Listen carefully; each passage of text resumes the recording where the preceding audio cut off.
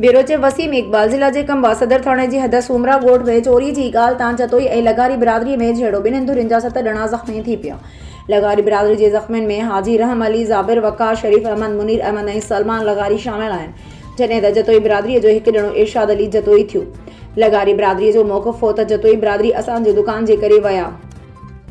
जंहिंजे कोर्ट ज़रिए असां केस दाख़िल करायोसीं। असां पुलिस साण करे गिरफ़्तारी लाइ वियासीं त जतोई बिरादरी हमलो करे ॾिनो, जंहिंमें असांजा 6 ॼणा ज़ख़्मी थी पिया।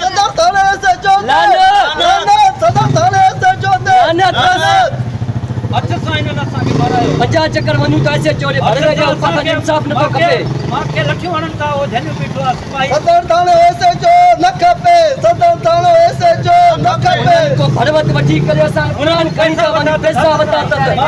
ऐसे जो सदर थाने सा के खपे